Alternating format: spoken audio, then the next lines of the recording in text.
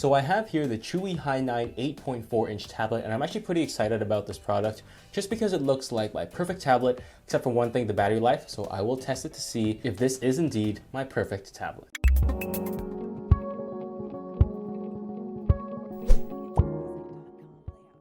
So I have here the Chuwi Hi9, and this is the latest tablet from Chuwi, and it actually has some pretty decent specs. Let me show them to you. So it has the MTK MT8173 processor, 4 gigs of RAM, 64 gigs of storage, and an 8.4 IPS screen, as well as 2560 by 1600 resolution. So it should make the Hi9 a fairly good tablet. I am worried about battery life, but we'll talk about that later. So let's unbox this tablet. Tablet itself, let's put that aside. So there's literally nothing in this box except for a USB cable that looks like a micro USB cable, as well as a charger. So let's put all that aside and look at the tablet itself. Peel off the screen.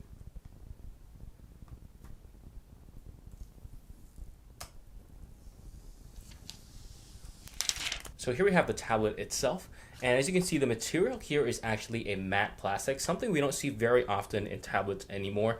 It's not the nice rubbery plastic that I really like, but it is better than glossy plastic, which really makes a tablet like this feel really disgusting once it gets oily. So hopefully this matte plastic really continues to feel clean as I continue using it.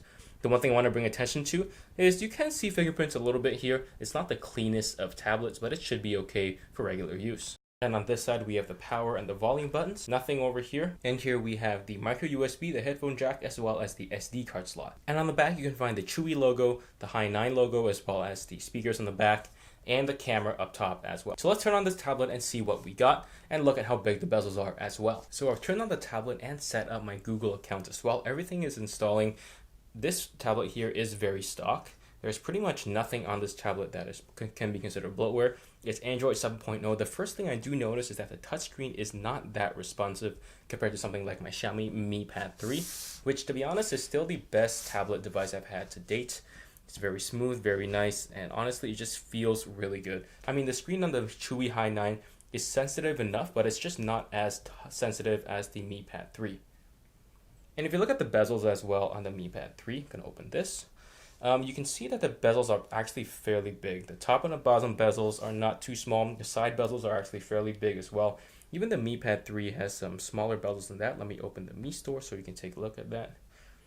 If you look at the bezels on the Mi Pad 3, the bezels on here are so much smaller than what you have on here. There is one advantage to the Chuwi Hi9 though, and that would be the aspect ratio. It's so much better on the 16:9 is so much better than 4:3 on the Mi Pad 3. So I really like this quite a bit.